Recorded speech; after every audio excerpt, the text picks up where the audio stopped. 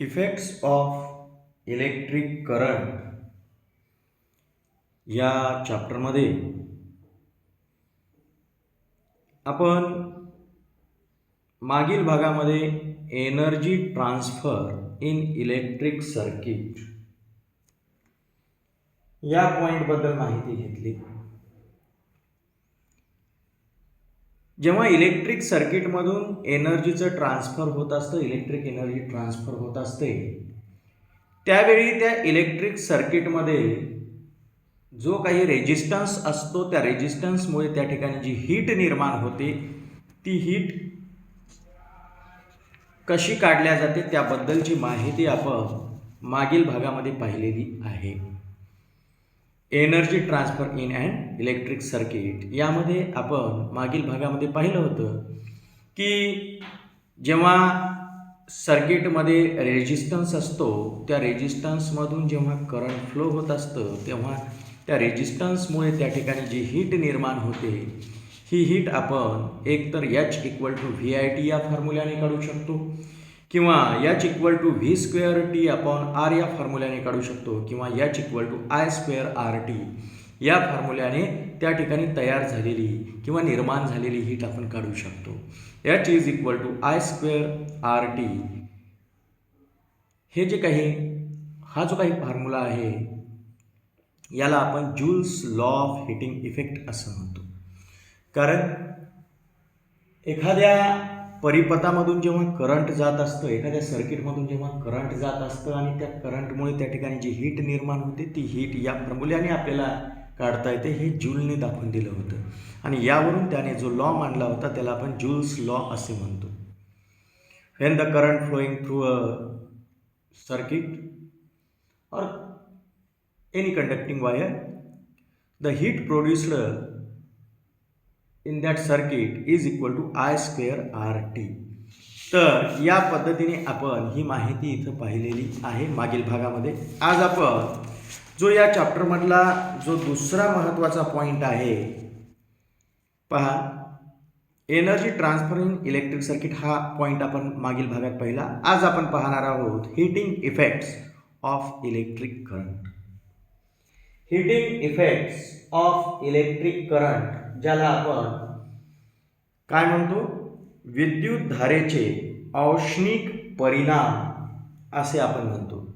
म्हणजे इलेक्ट्रिक करंटमुळे heating effect निर्माण होतो, म्हणजे औष्णिक परिणाम निर्माण होतो हे आपल्याला इथं पाहायचं आहे.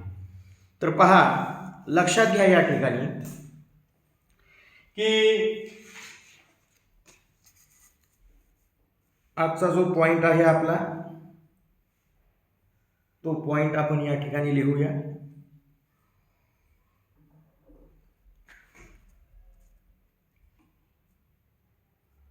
Heating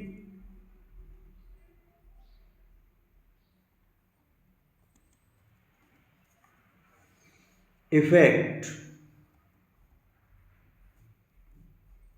of electric current.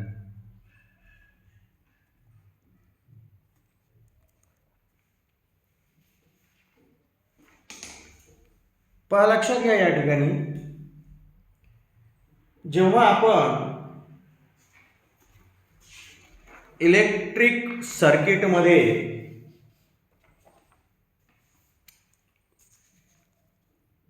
Resistor connect केलेला असतो त्यावेळी त्या सर्किटमधून करंट जाताना त्या रेजिस्टरमुळे हीट निर्माण होते आणि अशा या परिणामाला आपण हीटिंग इफेक्ट ऑफ करंट म्हणतो. काय म्हटलं ते व्यवस्थितपणे लक्षात घ्या. इलेक्ट्रिक सर्किटमध्ये जर आपण रेजिस्टर जोडला तर इलेक्ट्रिक करंटमुळे त्यात हीट निर्माण होते आणि यालाच आपण heating effect of electric current असे म्हणतो. पहा, वेगवेगळ्या प्रकारची इलेक्ट्रिक करंटवर चालणारी इक्विपमेंट्स आहेत. काय म्हटलं आपण की इलेक्ट्रिक करंटवर चालणारी वेगवेगळ्या प्रकारची उपकरणे आहेत. आता या ठिकाणी इथे लक्षात घ्या की अशी जी उपकरणे आहेत त्यांची जर नावं सांगायची म्हटली तर वॉटर बॉयलर, मोठमोठ्या इंडस्ट्रीमध्ये अशा प्रकारची ही वॉटर बॉयलर असतात. त्याच्यानंतर दुसरं इक्विपमेंट सांगायचं म्हटलं तर इलेक्ट्रिक कुकर, त्यानंतर सांगायचं म्हटलं तर इलेक्ट्रिक बल्ब,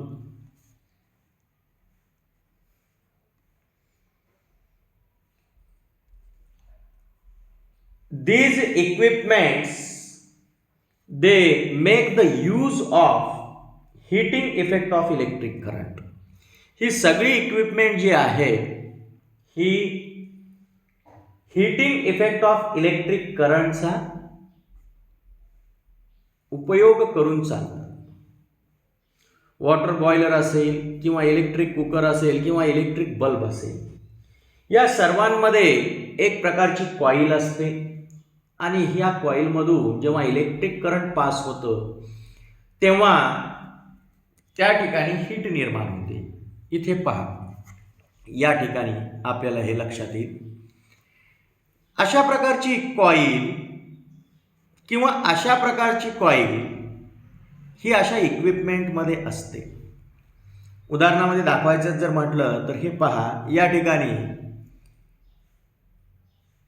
हे जे काही इक्विपमेंट आहेत हे इक्विपमेंट तुम्ही लक्षात घ्या. हे आहे कॉईल ऑफ कुकर, म्हणजेच या ठिकाणी हे इलेक्ट्रिक ओव्हन आहे, एक प्रकारची विद्युत शेगडी आहे आणि त्याच्यामध्ये आतमध्ये ही कॉईल बसवलेली आहे. तर हे दुसरा जे या ठिकाणी इक्विपमेंट आहे हे आहे हीटर, रूम हीटर. अर्थातच या रूम हीटरमध्ये सुद्धा तुम्हाला आतमध्ये या प्रकारे ही कॉईल दिसते. तर अशा प्रकारे हे जे कॉईल असतात हे कॉईल म्हणजे एक प्रकारची रेजिस्टर्स असतात आणि या कॉईलमधून जेव्हा करंट जातं, म्हणजे या रेजिस्टरमधून जेव्हा करंट जातं तेव्हा करंटला या रेजिस्टरच्या रेजिस्टन्सवर मात करण्यासाठी कार्य करावं लागतं, वर्क करावं लागतं आणि हे वर्क करण्यासाठी इथे एनर्जी खर्च होते आणि हीच एनर्जी हीट एनर्जीमध्ये कन्वर्ट होते. हे आपण इथं लक्षात घेतलं पाहिजे, कारण अशा प्रकारच्या या कॉइल्समध्ये हायर रेजिस्टिव्हिटी असते. उदाहरणामध्ये सांगायचं म्हटलं तर अशा प्रकारची जी ही कॉइल्स आहेत ही कॉइल्स तयार करण्यासाठी एक प्रकारचं अलॉय वापरतात, एक प्रकारचे धातूंचे संमिश्र वापरतात अशा प्रकारची कॉईल तयार करण्यासाठी.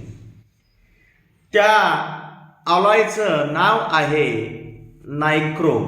काय आहे पहा, मी काय म्हटलं की अशा प्रकारच्या ज्या या कॉईल आहे या coil they are made up of alloy nichrome.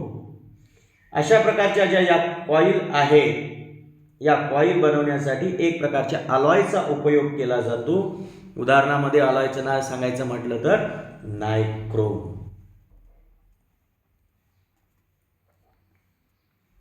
Such type of the nichrome alloy, it is used in the electric heater and the electric cooker. अशा प्रकारच्या या इलेक्ट्रिक हीटर आणि इलेक्ट्रिक कुकरमध्ये काय केल्या जातं तर या प्रकारे नायक्रोमची कॉईल वापरल्या जाते. नायक्रोम या अलॉयचं रेजिस्टन्स खूप जास्त आहे आणि त्यामुळे अशा प्रकारे यांच्यामध्ये रेजिस्टन्स वाढवण्यासाठी, इलेक्ट्रिक सर्किटमधला रेजिस्टन्स वाढवण्यासाठी या शेगड्यांमध्ये किंवा या कुकर आणि या हीटरमध्ये नायक्रोमची कॉईल बसवल्या जाते. तर याच्या उलट या ठिकाणी पहा, हा तुम्हाला माहीत असेल, हा आहे इलेक्ट्रिक बल्ब. या इलेक्ट्रिक बल्बमध्ये तुम्हाला या ठिकाणी एक कॉईल दिसते. जर आपण याला व्यवस्थित पाहिलं तर तुम्हाला लक्षात येईल की या ठिकाणी एक कॉईल आहे. ही कॉईल टंगस्टन या मेटलची बनलेली असते. मीन्स द टंगस्टन मेटल और the tungsten wire is used in the electric bulb. Electric बल्बमध्ये टंगस्टनची या प्रकारे ही कॉईल वापरल्या जाते आणि जेव्हा या कॉईल मधून करंट पास होतं, when the current passes through such coil और सच वायर इट गेट्स हीटेड. त्यामुळे काय होतं की अशा प्रकारची ही जी वायर किंवा कॉईल आहे ही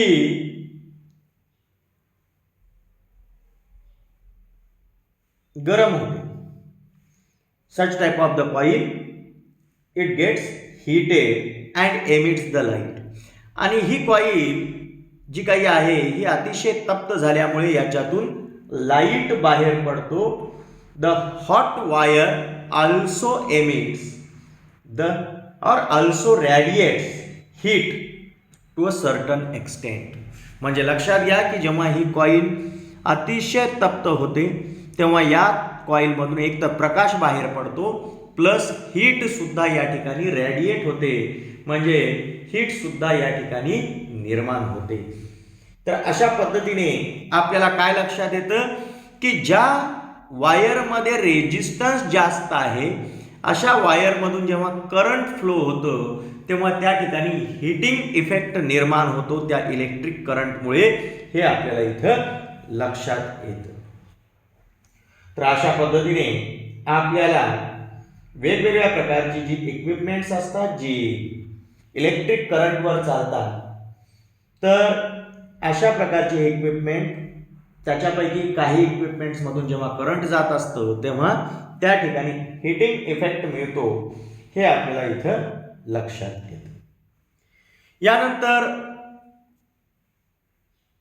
पुढील भागामध्ये आपण जी माहिती पाहणार आहोत ती या प्रकारे पाहणार आहोत. अनेक वेळा आपण एखाद्या बिल्डिंगला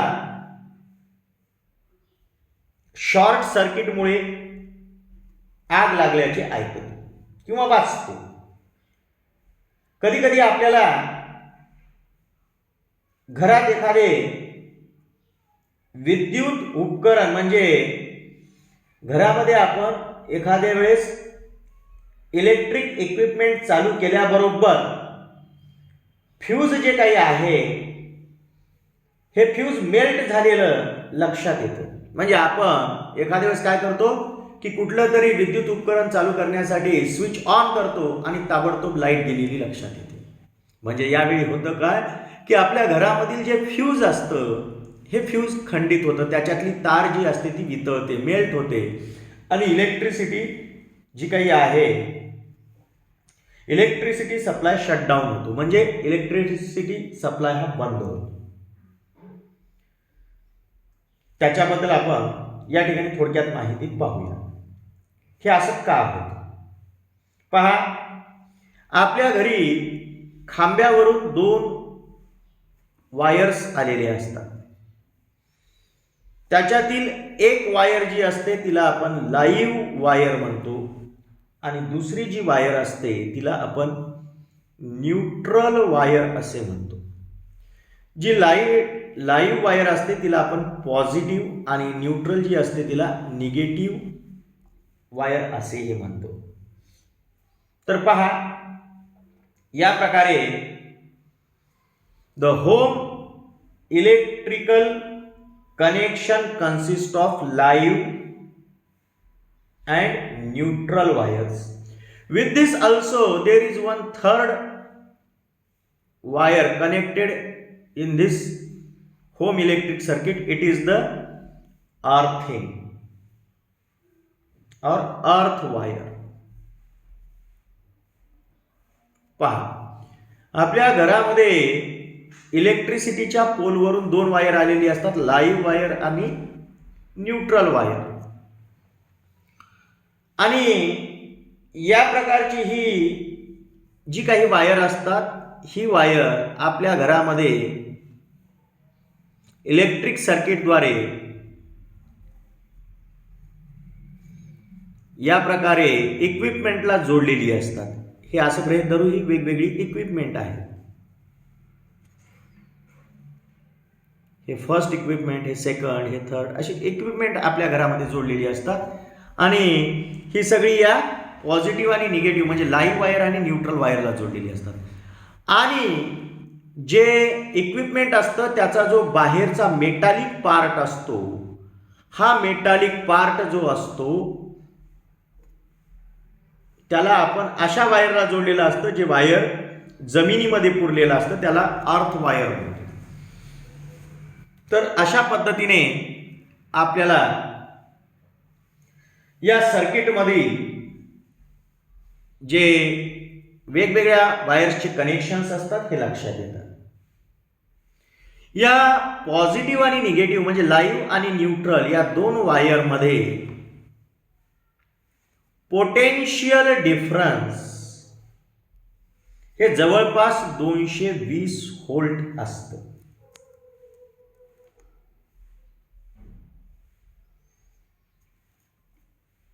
किती असतं? 220 व्होल्ट असतं. आणि इथे लक्षात घ्या की जर उपकरणामध्ये जर काही दोष निर्माण झाला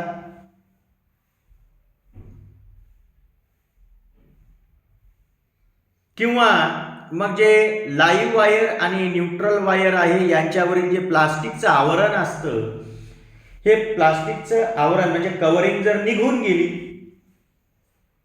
मी काय म्हटलं ते लक्षात घ्या. Due to the fault in the equipment or if the plastic coating on the live and neutral wire is given away, the two wires come in contact with each other. अशा वेळी काय होतं, एक तर इक्विपमेंट मध्ये बिघाड झालेली असेल किंवा दोष निर्माण झालेला असेल किंवा लाईव्ह वायर आणि न्यूट्रल वायर यांच्यावरील प्लास्टिकचं कव्हरिंग जर निघून गेलेलं असेल तर त्यामुळे होतं काय की लाईव्ह वायर आणि neutral wire they come in contact with each other. हे लाईव्ह वायर आणि न्यूट्रल वायर एकमेकांच्या कॉन्टॅक्ट मध्ये येतात आणि large current flow through the circuit. मग अशा वेळी मोठ्या प्रमाणामध्ये करंट या सर्किट मधून फ्लो व्हायला लागतो. If any inflammable material exist around that place it can catch the fire. आणि जर अशा वेळी जर या सर्किटमधून जास्त करंट जात असेल आणि याच्या जवळच जर कोणतं ज्वालाग्रही पदार्थ जर असेल तर तो ज्वालाग्रही पदार्थ लगेच पेट घेतो. का घेतो? कारण या ठिकाणी हे लाईव्ह आणि न्यूट्रल वायर जर एकमेकांच्या कॉन्टॅक्टमध्ये आले तर त्या ठिकाणी स्पार्किंग होते. काय होते? स्पार्किंग होते. आणि त्याचे स्पार्कल्स किंवा त्याच्या ज्या ठिणग्या असतात त्या ठिणग्या अशा जर कोणतं त्या ठिकाणी इन्फ्लेमेबल जर मटेरियल असेल तर या मटेरियलवर पडून त्या ठिकाणी आग लागण्याची शक्यता असते. आणि मग असं होऊ नये म्हणून काय केलं जातं, means to avoid such type of the incident the fuse wire is connected in the circuit. असं होऊ नये म्हणून काय केलं जातं, फ्यूज वायर जे आहे ते सर्किटमध्ये कनेक्ट केल्या जातात. सर्किटमध्ये अशा प्रकारे जर फ्यूज वायर जर कनेक्ट केलेलं असेल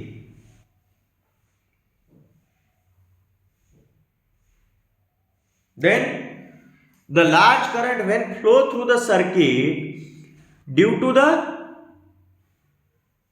large electric current the heat produces and due to such a high heat such wire means such fuse wire get melted. जेव्हा या सर्किटमधून जास्त प्रमाणात करंट जायला लागतं, केव्हा जायला लागतं, जर पॉझिटिव्ह आणि निगेटिव्ह म्हणजे लाईव्ह वायर आणि न्यूट्रल वायर एकमेकांच्या कॉन्टॅक्टमध्ये जर आले तर अशा वेळी या सर्किटमधून जास्त करंट जायला लागतं आणि जास्त करंट जायला लागलं की जास्त हीट निर्माण होते आणि अशा या जास्त हीटमुळे हे जे काही फ्यूज वायर आहे ते मेल्ट होते, कारण फ्यूज वायरचा मेल्टिंग पॉईंट हा लो असतो आणि त्यामुळे फ्यूज वायर मेल्ट झाल्यामुळे द सर्किट इट ब्रेक्स. हे जे इलेक्ट्रिक सर्किट आहे हे ब्रेक होते, या ठिकाणी खंडित होते and the electric current flowing through the circuit it stops. आणि अशा वेळी मग या सर्किटमधून जाणारे इलेक्ट्रिक करंट हे स्टॉप होते.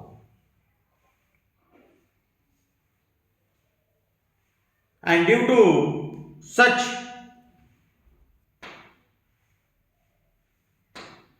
the fuse wire melts and breaks the circuit, due to which any mishap is avoided. आणि अशा प्रकारे मग जर हे विद्युत परिपथ जर खंडित झाला तर पुढे घडून येणारी जी काही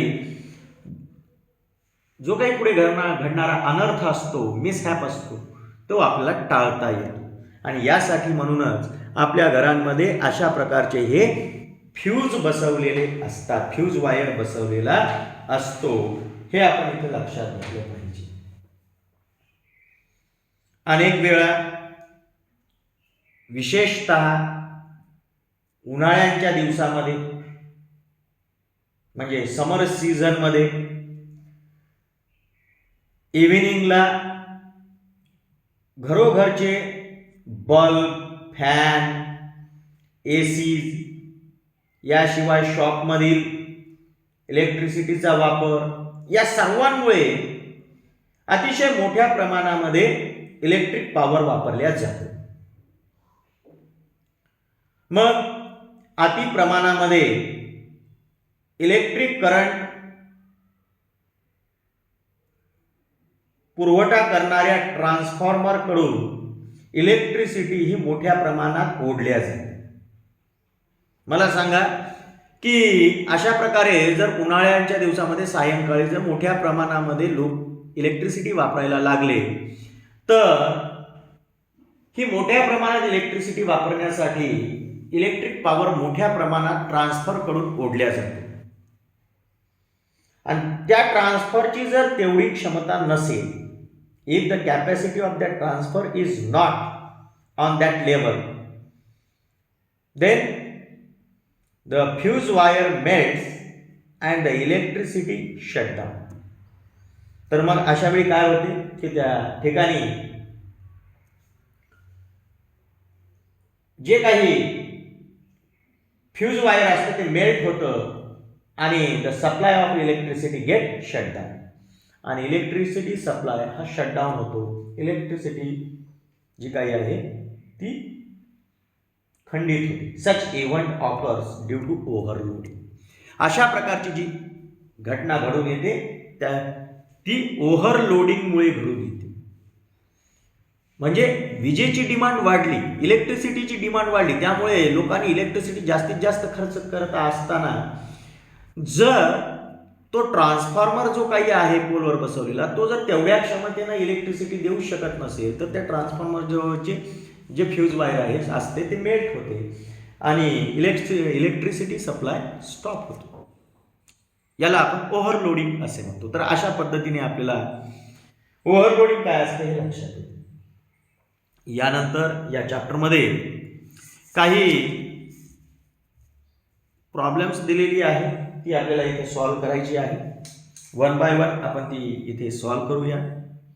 पहा, आपल्या या ठिकाणी हे गणित दिलेलं आहे ते आपण लक्षात घेऊया. एक्झाम्पल 1, 2, 3, 4 अशी दिलेली आहे पुस्तकात. त्यापैकी 1 आणि 2 ही आपल्याला या वर्षीच्या अभ्यासक्रमामध्ये नाही आहेत. जे तिसरं एक्झाम्पल आणि चौथं आहे ते आपण इथे पाहूया. पहा या ठिकाणी लक्षात घ्या काय आहे एक्झाम्पल ते. An electric iron uses a power of 1100 watt when set to a higher temperature. काय म्हटले ते व्यवस्थितपणे लक्षात घ्या की विजेवर चालणारी इस्त्री जर उच्च तापमानाला निर्धारित केली असताना 1100 वॅट इतकी इलेक्ट्रिक पॉवर वापरते. If set to a lower temperature, आता जर कमी तापमानाला जर ही इस्त्री निर्धारित केली, इट युजेस 330 वॅट पॉवर.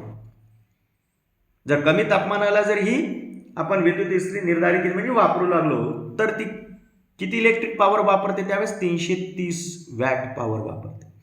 आणि जर जास्त तापमानाला जर आपण इलेक्ट्रिसिटी वापरत असाल तर त्यावेळेस विद्युत इस्त्री किती पॉवर वापरते 1100 वॅट. तर पुढे काय म्हटलंय, find out the electric current and the respective resistances for the two settings.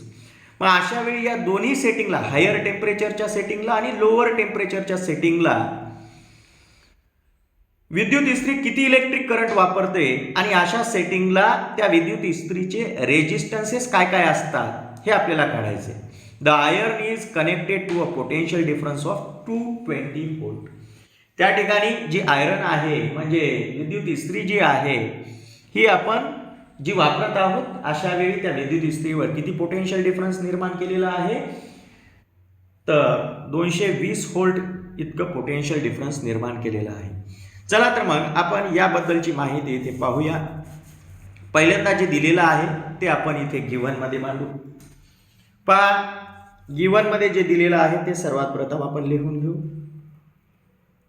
या ठिकाणी आपल्याला पहिल्यांदा दिलेलं आहे पोटेन्शियल डिफरन्स.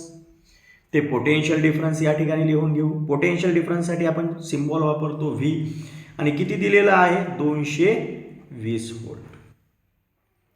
यानंतर आपल्याला इलेक्ट्रिक आयरनचे म्हणजे विद्युत इस्त्रीचे पॉवर दिलेले, दोन पॉवर दिलेले. हाय टेम्परेचरला पॉवर किती आहे त्या आयरनचं 1100 वॅट आणि लो टेम्परेचरला त्या आयरनचं किती आहे पॉवर 330 वॅट. म्हणून आपण या ठिकाणी पॉवर लिहिताना दोन लिहूया. एक पहिल्या कंडिशनची पॉवर आणि दुसऱ्या कंडिशनची पॉवर. पहिल्या कंडिशनमध्ये P1 किती आहे 1100 वॅट इतकं पॉवर आहे. तर P2 म्हणजे दुसऱ्या कंडिशनमध्ये किती पॉवर आहे 330 वॅट.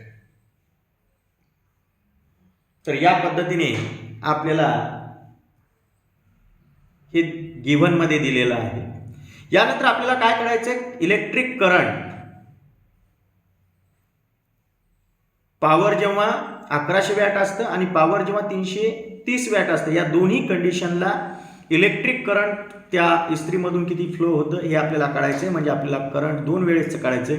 P1 असताना करंट जे जातं त्यातून ते म्हणजे I1 हे काढायचे आणि P2 हे जेव्हा पॉवर असतं तेव्हा त्यात वेळेस जाणारं करंट त्याला आपण I2 गृहीत धरू हे आपल्याला काढायचं. याशिवाय आपल्याला काय सांगितले आणखीन काढायला की या दोन्ही कंडिशनमध्ये पॉवर जेव्हा 1100 वॅट आहे आणि पॉवर जेव्हा 330 वॅट आहे अशा वेळी त्या इलेक्ट्रिक आयरन मधलं रेजिस्टन्स किती असतं ते आपल्याला काढायचं.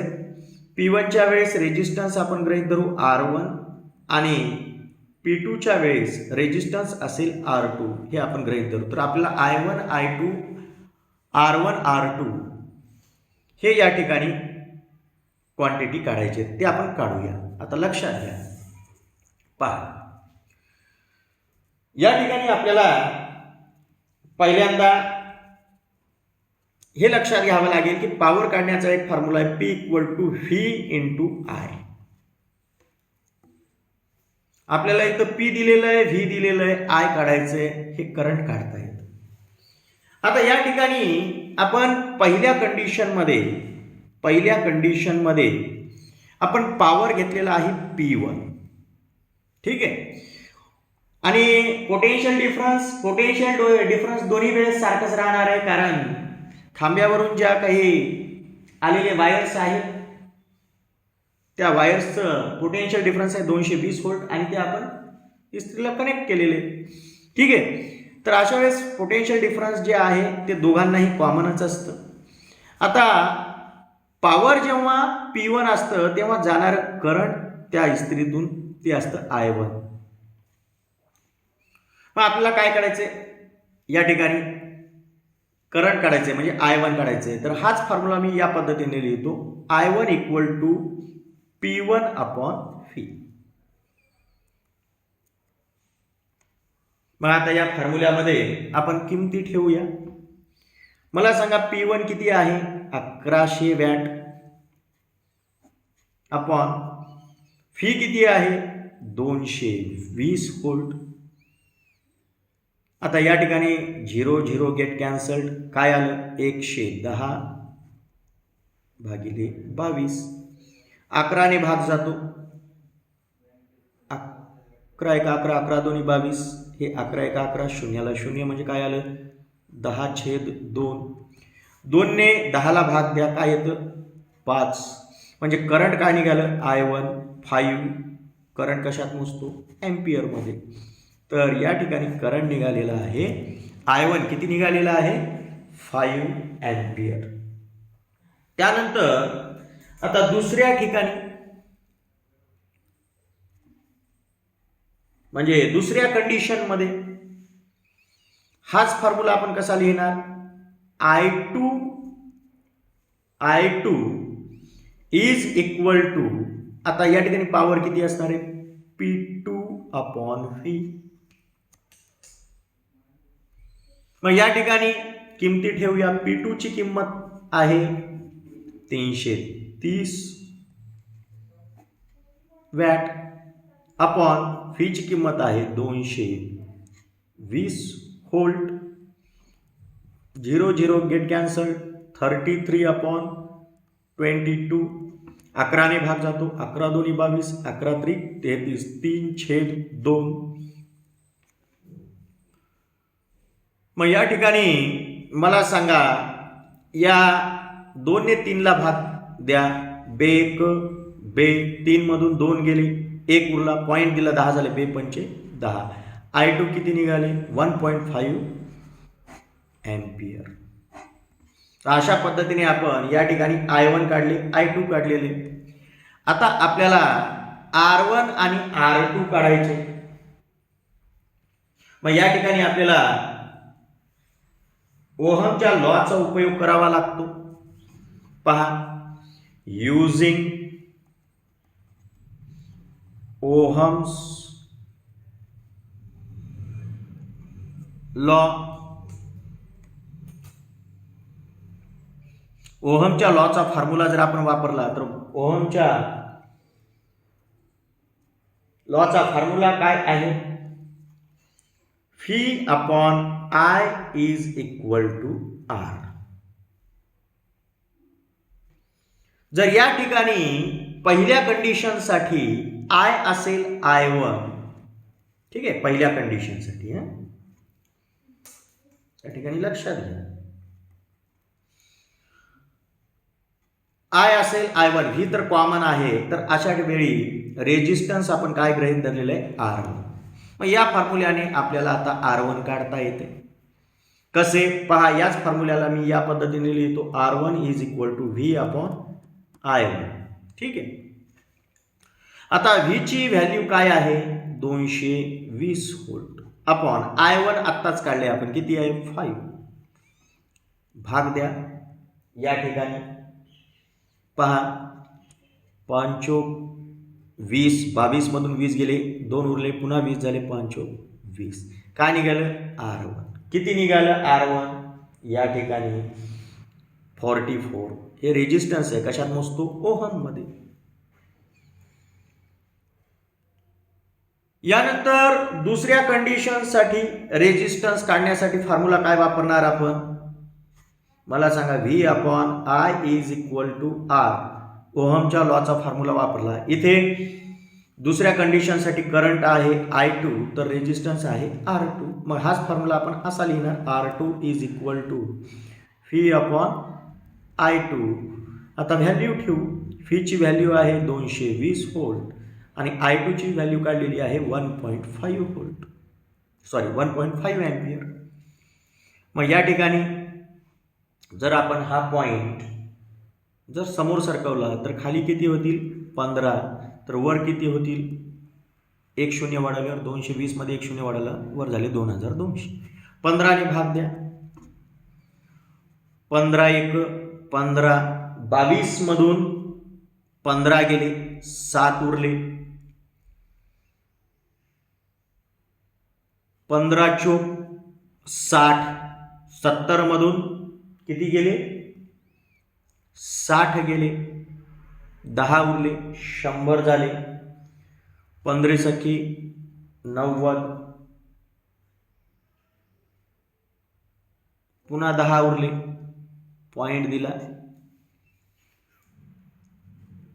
15 सखी 90, पुन्हा 10 उरले 100, 15 सखी 90 ओहम. हे निघालं R2 रेजिस्टन्स. म्हणजे नियर अबाउट 146 ओहम. एक निघालं 44 ओहम आणि दुसरं निघालं 146 ओहम. हे आपण इथे लक्षात घेतलं पाहिजे.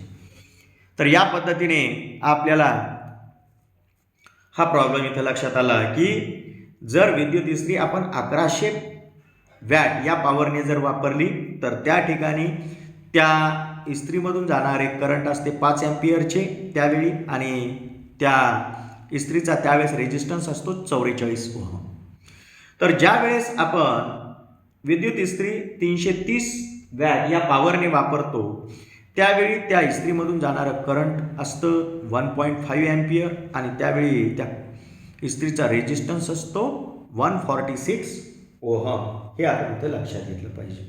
तर अशा पद्धतीने आपल्याला हा प्रॉब्लेम लक्षात येतो. यानंतर आपल्याला दुसरा प्रॉब्लेम पाहायचा आहे.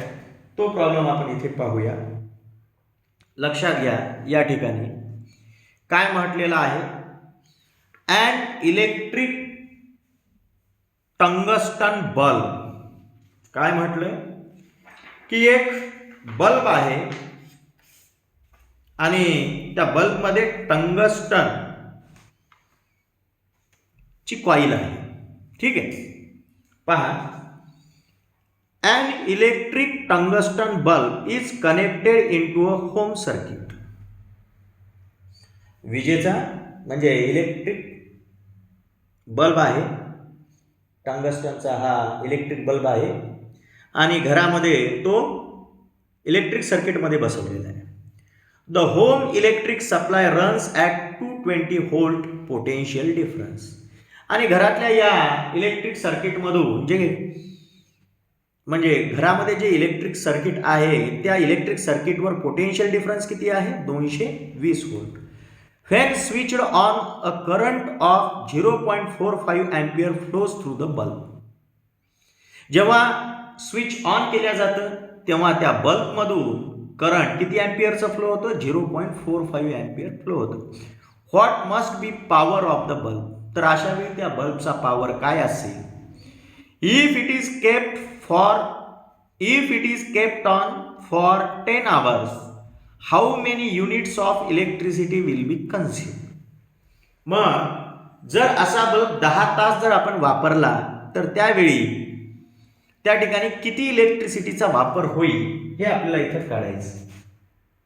पहा या ठिकाणी आपण जे काही दिलेलं आहे ते सर्वात प्रथम गिव्हन मध्ये लिहून घेऊ. गिव्हन काय काय दिलेलं आहे ते आपण सगळ्यात प्रथम लक्षात घेऊ. आपल्याला काय दिलेलं आहे टंगस्टन बल्ब दिलेला आहे आणि तो टंगस्टन बल्ब आपण घरातील इलेक्ट्रिक सर्किटमध्ये बसवलेला आहे. ज्या इलेक्ट्रिक सर्किटवर पोटेन्शियल डिफरन्स जे आहे ते आहे 220 व्होल्ट. हे आपल्याला इथे दिलेलं आहे. आणि त्यानंतर काय म्हटलंय की जेव्हा हा बल्ब आपण स्विच ऑन करतो तेव्हा त्या बल्बमधून करंट किती जातं 0.45 अँपिअरचं जातं, म्हणजे आपल्याला आय दिलेला आहे करंट किती 0.45 अँपिअर. तर अशा वेळी what must be the power of bulb. तर अशा वेळी त्या बल्बचं पॉवर काय असेल म्हणजे तुम्हाला पी काढायचं. आणि त्यानंतर काय म्हटलंय या ठिकाणी की if it is kept for 10 hours how many units of electricity will be consumed. आणि जर हा बल्ब 10 तास वापरला तर त्या ठिकाणी किती इलेक्ट्रिसिटी वापरल्या जाते ते आपल्याला काढायचे. ते आपण नंतर काढू. पहिल्यांदा आपल्याला पॉवर काढायचं, ते पॉवर आपण इथे काढून घेऊया. पॉवर काढण्याचा फॉर्म्युला तुम्हाला माहितच आहे. P equal to V into I, म्हणजे power is equal to potential difference into electric current. मला सांगा या ठिकाणी पोटेन्शियल डिफरन्स आहे 220 व्होल्ट आणि करंट आहे 0.45 अँपिअर. या दोघांचा गुणाकार करा. या दोघांचा गुणाकार येतो 99. आता पॉवर आहे, पॉवर कशात मोजतात? वॅटमध्ये. तर या ठिकाणी निघालेलं आहे पॉवर. आता इलेक्ट्रिसिटी कंझ्युम झालेली आपल्याला काढता येतं पॉवर आणि टाइम यांचा गुणाकार करून. म्हणून या ठिकाणी कंझ्युम्ड इलेक्ट्रिसिटी जर काढायची असेल तर या ठिकाणी पॉवर आणि टाइम यांचा जर आपण गुणाकार केला, power into time is equal to the work done or the electricity consumed. मला सांगा की एखाद्या इलेक्ट्रिक सर्किटमधून जेव्हा करंट जात असतं तेव्हा त्या करंटमुळे झालेलं कार्य म्हणजेच जे कार्य होतं तेवढी इलेक्ट्रिसिटी वापरल्या जाते. मग ही इलेक्ट्रिसिटी किती असते? पॉवर आणि टाइम यांच्या गुणाकाराइतकी असते. पाहिलेलं आहे आपण पाठीमागच्या भागामध्ये. तर या ठिकाणी आता लक्षात घ्या मग की पॉवर किती आहे. या ठिकाणी पॉवर आहे 99 वॅट, बरोबर. आणि टाइम जो दिलेला आहे आपल्याला, टाइम किती दिलेला आहे हो? टाइम दिलेला आहे 10 आवर्स.